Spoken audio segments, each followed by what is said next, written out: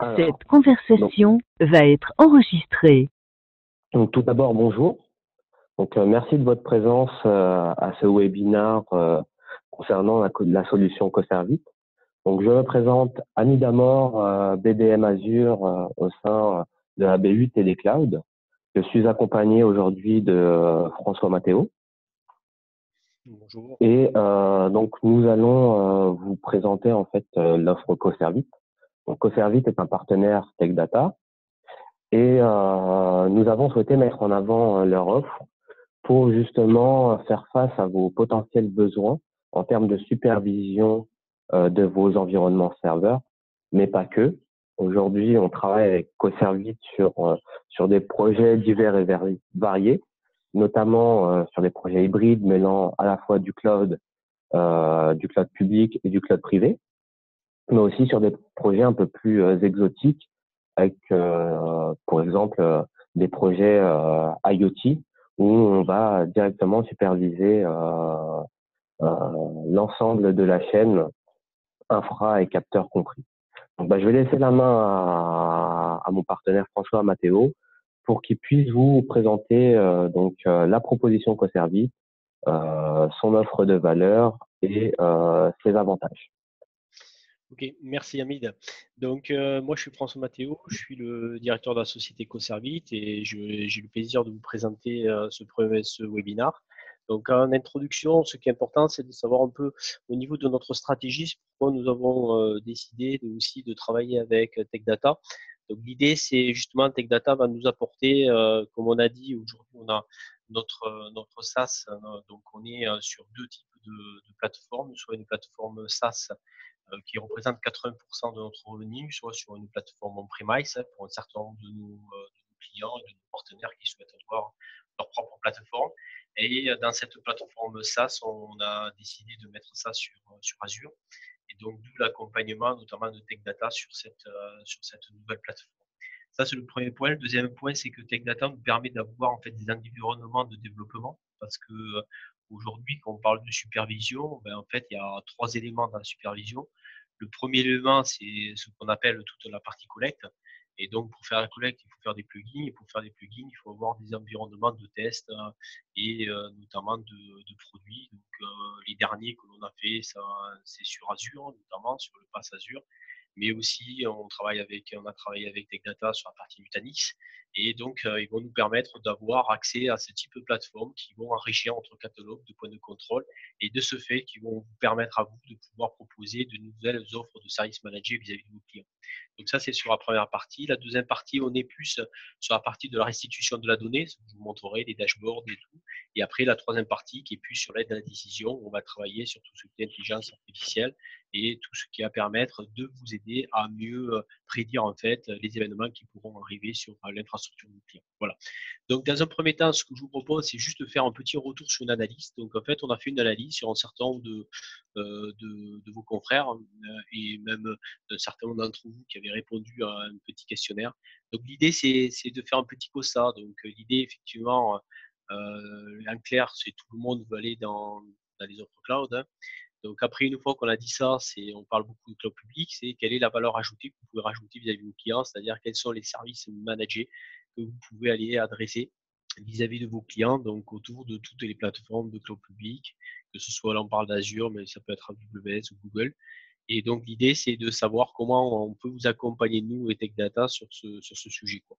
Donc après les défis, on les connaît tous, hein, c'est tout ce qui est culture d'entreprise et la gestion de changement, parce que là on est en train habitué à travailler sur toute la partie infrastructure, IaaS, on avait plus l'habitude de fournir on dira, du service manager jusqu'au niveau de la VM. Et là, maintenant, on nous demande certainement de fournir du service manager bien au-delà, et notamment au niveau de l'application, et de savoir comment nous, on pourra répondre à ce besoin-là.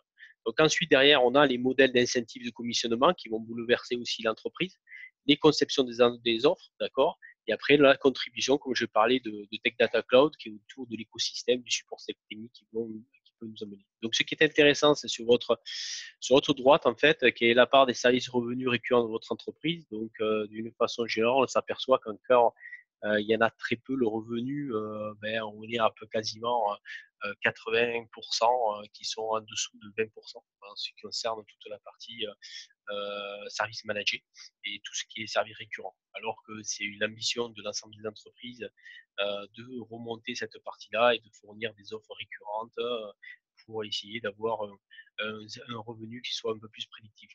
Par contre, c'est plus de 56% d'entre vous mentionnent qu'ils souhaitent développer de l'IP, hein, de l'intelligence, de la propriété intellectuelle et notamment des développements spécifiques à forte valeur ajoutée.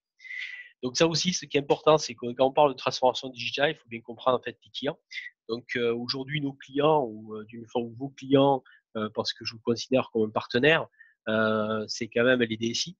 Et aujourd'hui, on s'aperçoit de plus en plus que les DSI essayent d'impliquer la direction générale. Donc pour impliquer la direction générale, il ne suffit pas juste d'avoir rendez-vous avec la direction, mais de leur apporter de la valeur et de voir comment la DSI peut accompagner cette transformation des entreprises.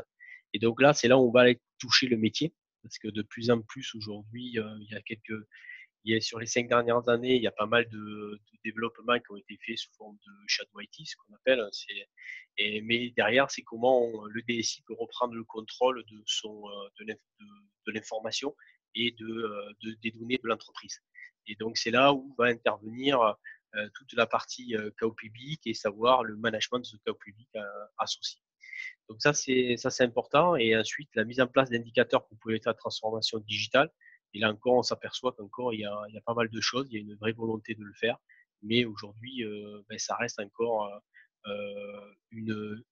quelque chose qui doit être mis en place au sein de l'entreprise.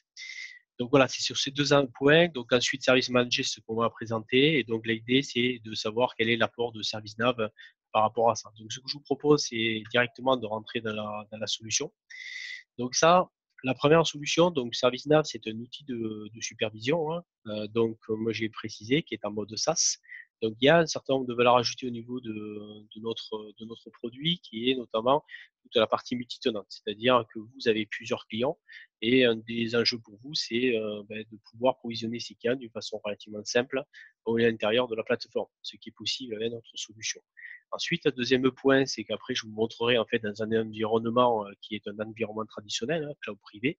Donc, on est capable de, bien entendu, d'aller récupérer des sondes, des mesures de statut et des mesures de performance au niveau de l'infrastructure classique de vos clients. Mais là, ce que je souhaitais vous montrer, qui est un peu novateur, on dira, c'est la possibilité aussi d'aller mesurer, en fait, que ce soit des briques IaaS, d'accord, donc des VM ou des briques PaaS au niveau de Azure. Donc l'intérêt de ce schéma, qui est notamment un cas d'usage sur la partie parking, c'est la capacité de fournir ce type d'informations au niveau des métiers.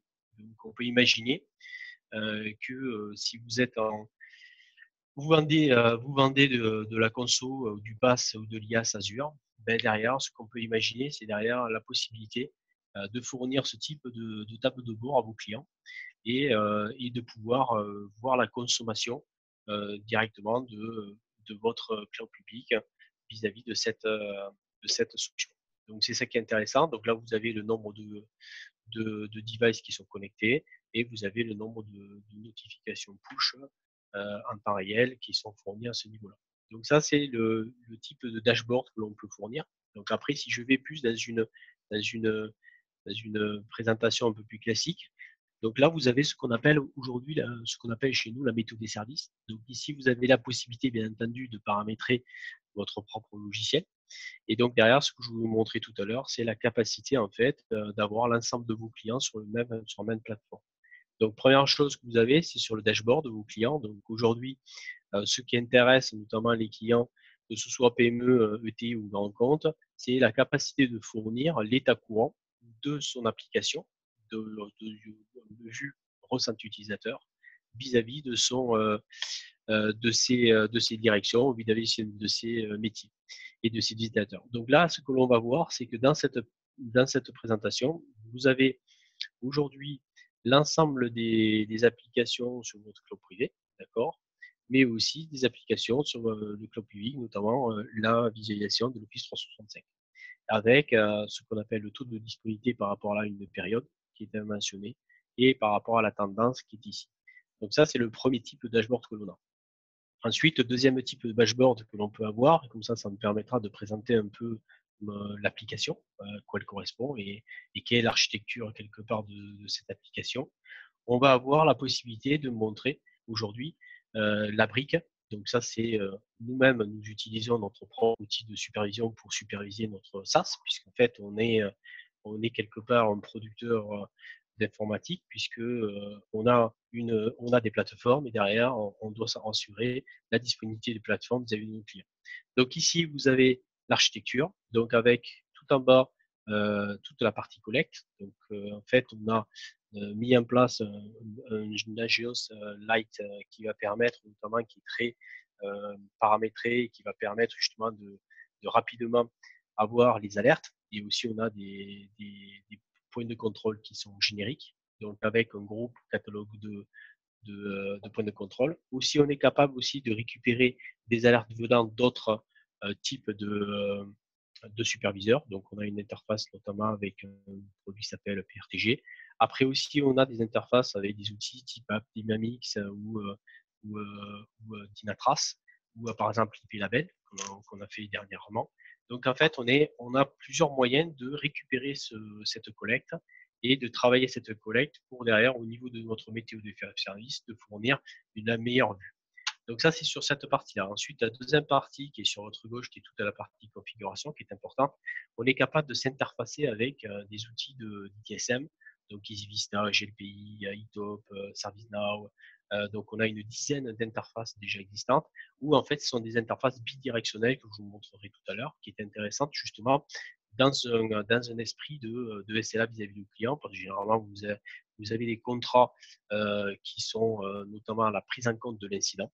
Et pour avoir la prise en compte de l'incident, ce qui est intéressant, c'est d'avoir un seul table dashboard qui vous mentionne tous les incidents qui ne sont pas pris en compte. Et donc, comme ça vous permet d'assurer votre SLA vis-à-vis de votre client.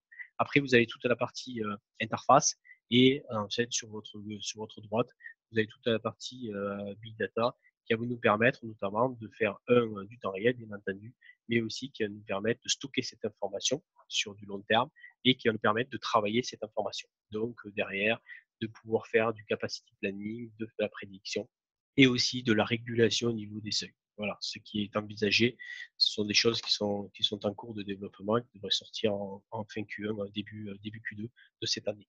Voilà, donc ça c'est sur cette partie-là. Donc ensuite, ce qu'aujourd'hui on va voir au niveau du dashboard, c'est que vous avez là plusieurs possibilités au niveau du dashboard. Donc là, si on a aussi des choses qui sont relatives à nouvelles, donc c'est la partie NetFlow. Donc, vous êtes capable d'aller mesurer à l'intérieur de la bande passante quelles sont les utilisations des différents services ou différentes applications sur votre réseau. Avec tout un pareil, une possibilité de créer vous-même vos propres dashboards juste en éditant et en mettant en fait ce que vous avez envie à ce moment-là, sélectionnant la map et faire ce que vous avez à faire, etc. Donc ça, c'est intéressant, ça va permettre d'avoir des vues qui sont différentes en fonction des clients et des utilisateurs. Donc ensuite, la deuxième chose que je vais vous montrer, c'est aussi des choses aussi métiers. Tout à l'heure, on avait parlé de cette partie-là, notamment, voilà, je vous montre par exemple une carte d'un hôpital. Donc ça, c'est pour un client que l'on a fait. Donc derrière, vous avez ici la vue météo des services de l'hôpital avec l'ensemble des services associés au niveau de l'hôpital. Et ensuite, ici, vous avez la possibilité de voir les applications, hein, notamment le dossier patient. Et ensuite, derrière, on peut remonter une notion de température à l'intérieur de chacune des blocs, le nombre d'utilisateurs, le nombre de personnes en attente, etc., etc. Donc, et ça, on va le récupérer à travers une requête SQL qui va nous remonter cette information et qui va nous permettre de faire du dashboard.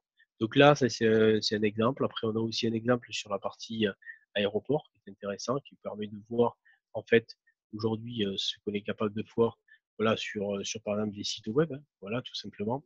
Donc, site web ou portail d'application, le nombre d'utilisateurs associés, le temps d'attente dans chacune des activités au niveau de l'aéroport. Voilà, ça c'est pour cette partie-là, toute la partie dashboard. Ensuite, bien sûr, vous, en tant qu'opérateur, ce qui vous intéresse aussi, c'est d'avoir des choses très pragmatiques, c'est-à-dire concrètement de pouvoir aller voir en fait l'ensemble des problèmes associés sur l'ensemble de vos clients. Donc là, vous avez l'ensemble de vos sociétés clients, et là, vous avez l'ensemble des problèmes qui ont apparu. Donc, vous avez la possibilité, bien sûr, de modifier les colonnes, les lignes, comme vous le souhaitez. Et derrière, on va pouvoir regarder si, par exemple, ici, on a un problème de trafic réseau. On rentre à l'intérieur et ce que je vous montrais tout à l'heure, c'est la possibilité de créer un ticket. Donc là, notre produit, on n'a pas un outil de ticket. C'est clairement, on crée les tickets à travers du web services associés.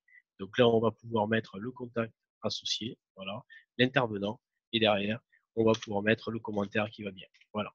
Donc là, c'est à réparer, voilà, etc. Et donc derrière, on va valider et c'est envoyé directement dans l'outil de ticketing d'ITSM à travers l'application, à travers la partie Web Services. Donc une fois que ça c'est fait, une fois que le PR, vous avez aussi la possibilité à l'intérieur du même produit de voir voilà, les détails et de voir en fait les différentes interventions associées. Donc là, c'est le sens inverse, c'est que vous avez possibilité, si vous êtes dans un outil qui mini les maintenances, ok, on a la possibilité de récupérer les maintenances au niveau du produit, de voir la liste de maintenance. Quel est l'intérêt? C'est bien simple, si vous avez un problème sur un équipement, la première chose que vous allez faire, c'est regarder au niveau du produit qu'est-ce qui a été fait sur cet équipement.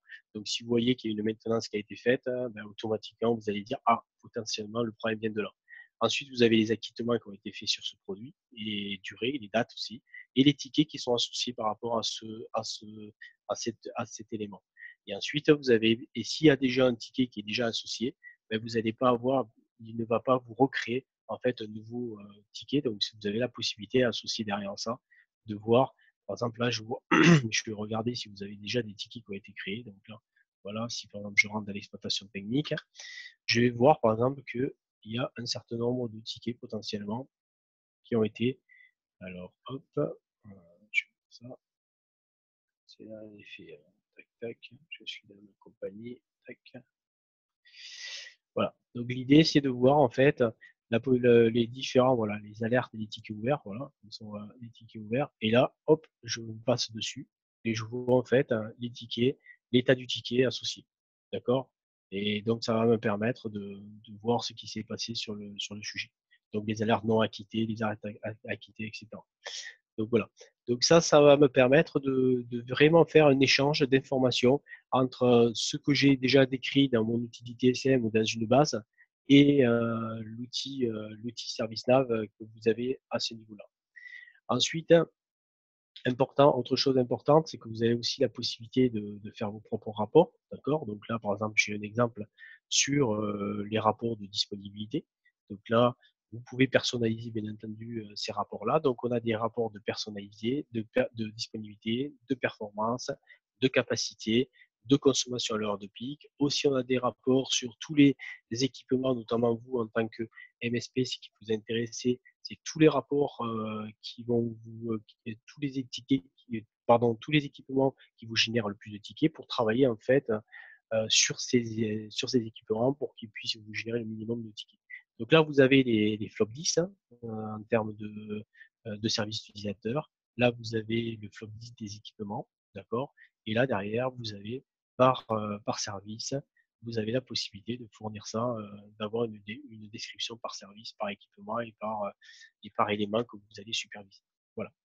Donc ça, c'est sur cette partie-là. Ensuite, deuxième chose qui va être intéressante, c'est sur la partie capacité. Donc, notamment, c'est ce qu'on est en train de travailler, de vous fournir des choses. Là, aujourd'hui, on va travailler sur la capacité sur les 6 derniers mois. Et l'idée, c'est de pouvoir travailler sur la capacité sur les 6 mois prochains, justement, pour pouvoir vous donner les éléments nécessaires pour que le client, vous puissiez avoir les éléments nécessaires pour dire au client, voilà, vous devez changer votre disque, vous devez augmenter votre stockage, vous changez vos serveurs, etc. Et donc là, vous avez différentes catégories avec le pourcentage de chacune catégorie et d'utilisation avec le résumé de l'ensemble des équipements. Vous pouvez le faire aussi par équipement, d'accord? Et vous pouvez le faire bien sûr par client. Et donc tout ça, ça peut sortir automatiquement. Donc là, la valeur de ces rapports, c'est toujours pareil, le produit fournit du rapport. Maintenant, vous devez avoir des services qui puissent récupérer ces rapports et que vous puissiez les commenter vis-à-vis de vos clients pour ensuite tirer du business associé par rapport à ça. Voilà. Donc ensuite, si on continue, aujourd'hui, la solution, comment elle se fait, c'est aujourd'hui, vous avez ce qu'on appelle la configuration. Donc dans la configuration, comme je vous ai expliqué, soit vous êtes sur un cloud privé, donc vous allez mettre une VM sur un collecteur chez votre client, d'accord? Soit vous êtes sur un cloud public et à ce moment-là, à un terme IaaS, vous aurez une seule VM qui va aussi gérer l'ensemble des clients. Ou autrement, vous êtes sur du PaaS et à ce moment-là, on va travailler à travers les web services de Microsoft pour aller récupérer les informations de votre PaaS ou en termes de SaaS, pareil, si vous êtes sur Office 365, on va travailler aussi à ce niveau-là. Donc, si on est dans le premier cas où vous avez un client qui voulait mettre l'infrastructure, vous voulez aller faire de la supervision chez votre client, fournir du service managé. Première chose, vous faites du recensement. Donc, dans ce recensement, vous allez définir ce qu'on appelle les paramètres réseau, d'accord, avec les plages d'adresses et listes d'adresses IP, les comptes de supervision associés. Vous validez et derrière, vous recensez l'ensemble chez votre client. Et donc, derrière, le produit va vous remonter les différentes catégories, va vous les classer en catégories.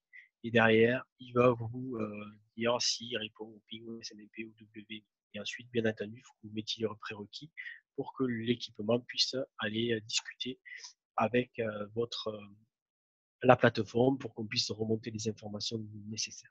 Voilà. Une fois que ça c'est fait, vous avez dans la liste des modèles, d'accord?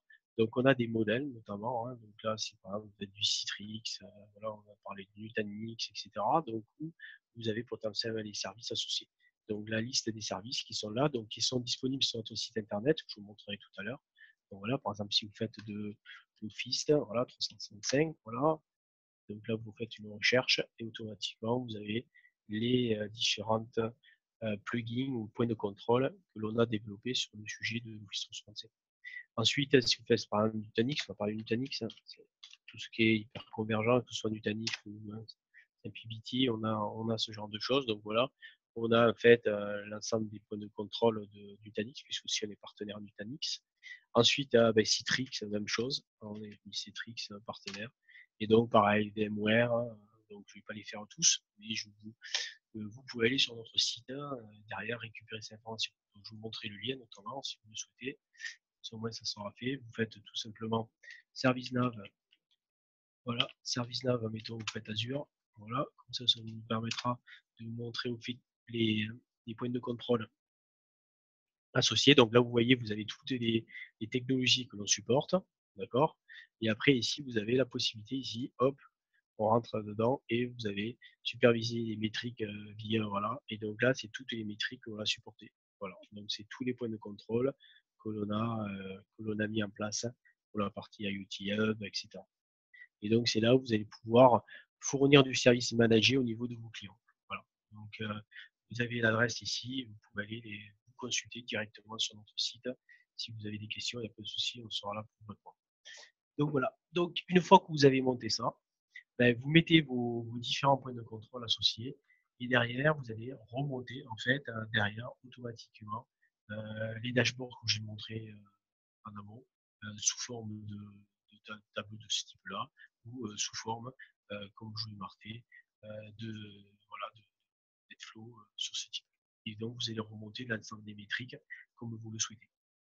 Donc ça, c'est pour la partie, on dira, supervision technique, où vous allez remonter automatiquement cette information. Après, deuxième chose qui peut être intéressant, c'est pour emmener de la valeur ajoutée aux clients, et ce qu'ils souhaitent aujourd'hui de plus en plus, c'est avoir cette météo de service. Donc quand on parle de météo de service, la météo de service, si je rentre dans mon application, qui est mon application métier CRM, dans ce cadre-là, là, je vais voir en fait la description de l'application, donc avec les serveurs, la base de données, les disques, les CPU, mais aussi toute la partie réseau.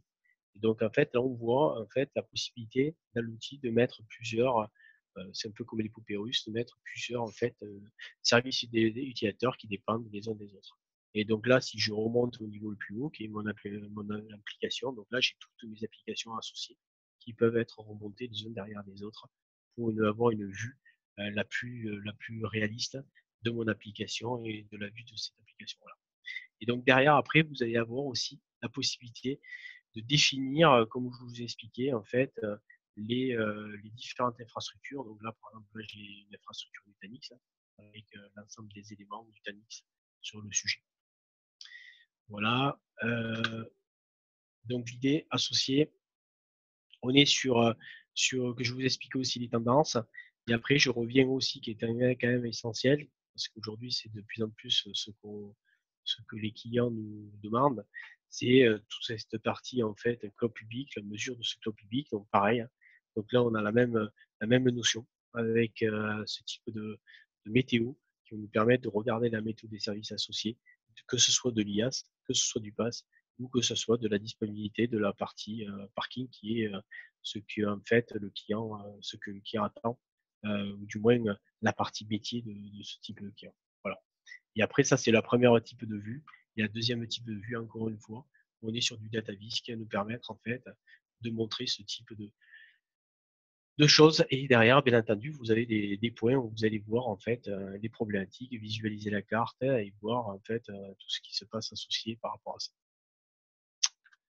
Voilà. Donc, ce que je vous propose, c'est, ça fait une petite demi-heure que je parle. Donc, maintenant, potentiellement, si vous avez des questions un peu plus précises, je suis à votre écoute.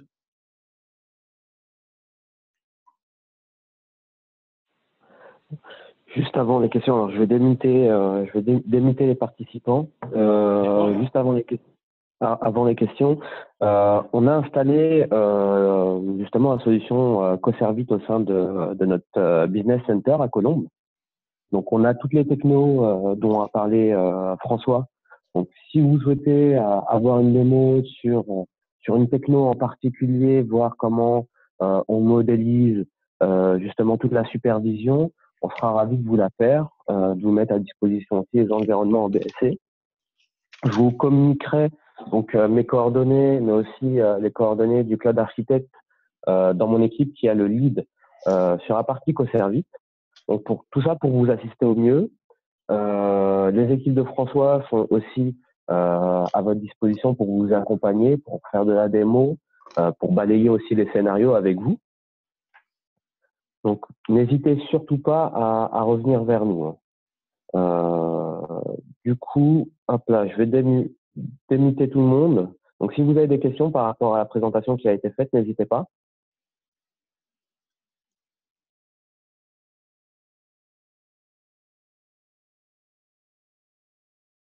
Alors, pas de questions. Il a été trop clair, en fait. C'est Pas ça. bon. Pas bon. Soit Ils trop sont, clair, soit pas bon. voilà. J'espère Donc, qu'on t'a pas ils sont endormi. peut-être timides. Bon, pas de questions sur la partie peut-être pricing ou sur la partie intégration à de l'existant. Je sais que beaucoup d'entre vous ont peut-être déjà des solutions de supervision installées dans leur data center ou chez leurs clients. Peut-être voir comment Oui. François, Coservice, peut amener un élément de réponse sur des environnements déjà existants. Tout à fait. Donc aujourd'hui, en fait, d'une façon générale, on a quand on va chez des clients, ils ont déjà une solution de supervision. Donc cette solution de supervision à 80% dans le monde du MSP, on va retrouver du Nagios, hein, voilà. Ensuite, on va retrouver des produits de type Centrion, de type PRTG.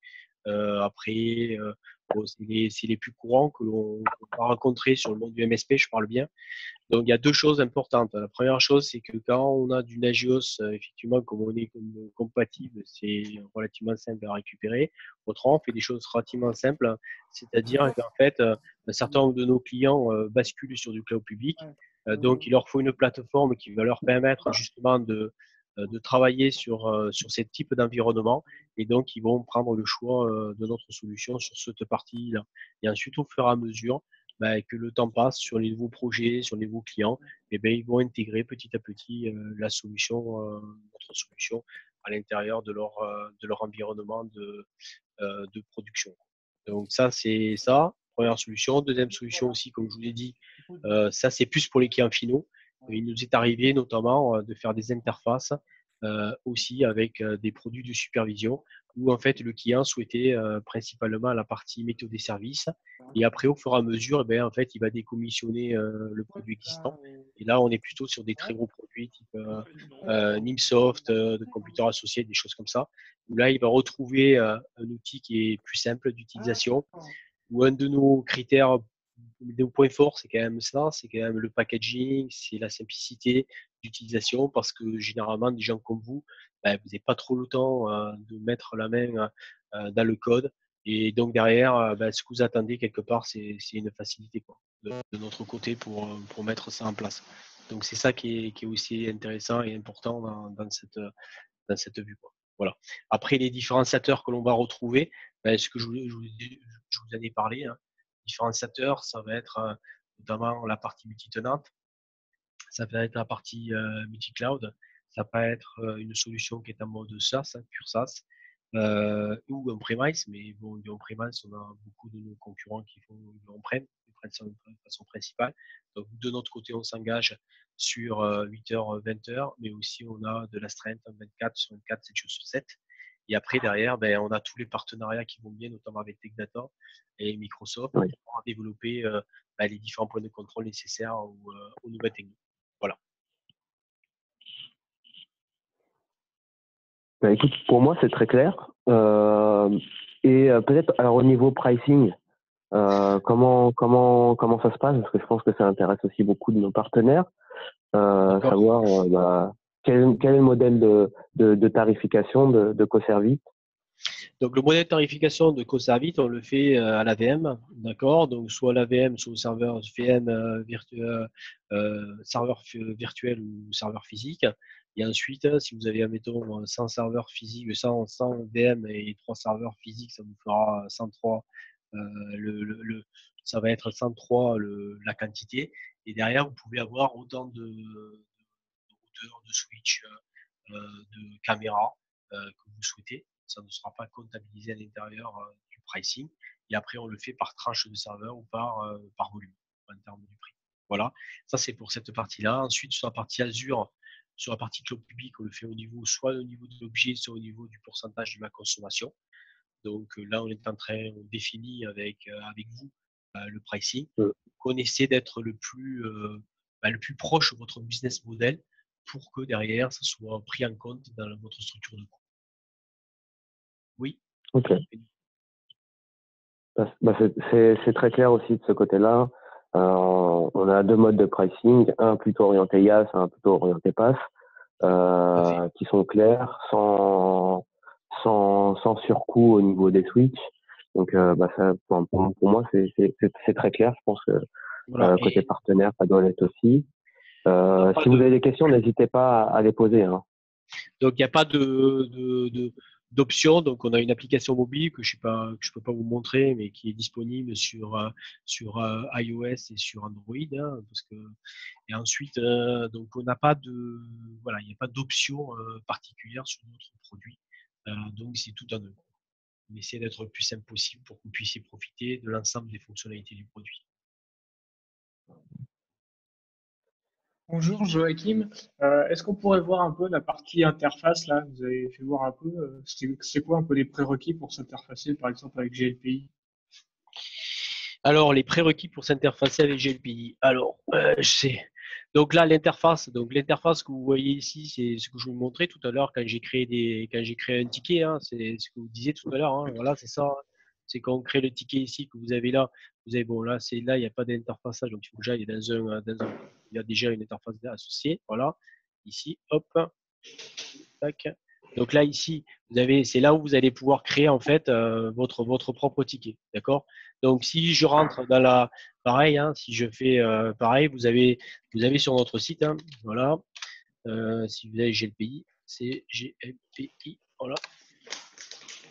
Donc ici, vous avez la version, voilà, c'est la version que l'on a validée, d'accord, avec l'intégration hein, Coservit. Alors, je vais te couper, François. Je ne sais pas si tout le monde voit ton écran Ah oui, peut-être. animé. Ah oui, effectivement, j'avais arrêté l'écran, quoi.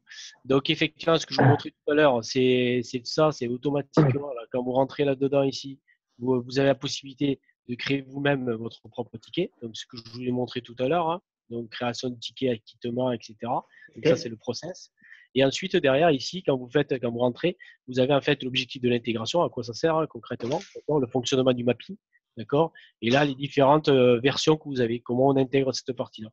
Donc, ce qui est un peu plus simple là, où on a fait une description un peu plus sympathique de l'intégration, mais ça fonctionne de la même façon. C'est que voilà, c'est un service nav. Je sais que là, je vais le trouver avec EasyVista, mettons. EasyVista, donc c'est un exemple. Hein. Ça peut être aussi un autre. Hein. Voilà, tac. Voilà, le process, là, c'est pour vous montrer le process, quoi. La proposition de valeur, c'est exactement la même proposition de valeur. Hein. C'est-à-dire que là, vous avez une équipe, l'équipe 1 est OK, il passe en alerte. Vous avez une nouvelle possibilité d'acquitter. Donc, bien sûr, vous pouvez faire tout automatique. Maintenant, nous, on le déconseille. Maintenant, si vous avez envie de le faire, vous le faites. Le problème de l'automatique, c'est que vous savez très bien, c'est que les faux positifs vont générer des faux tickets, quoi.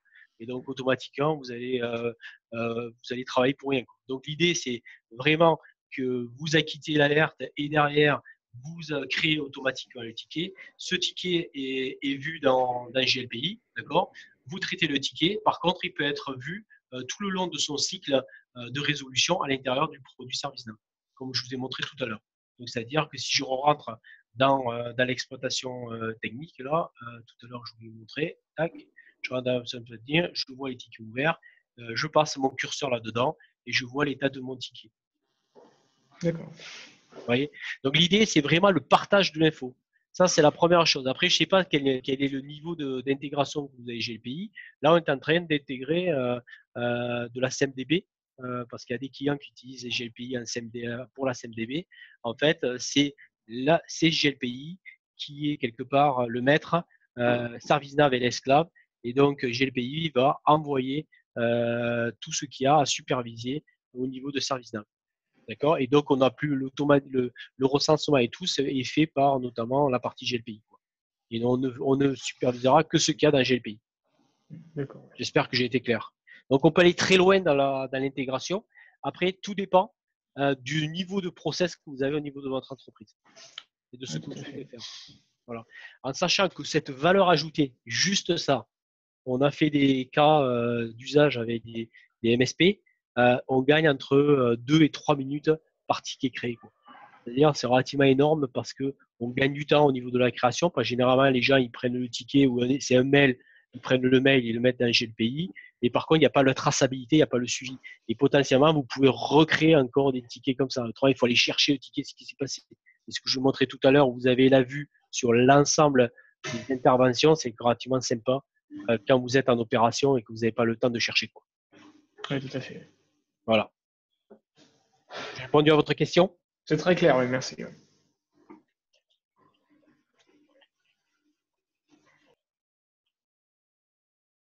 D'autres questions?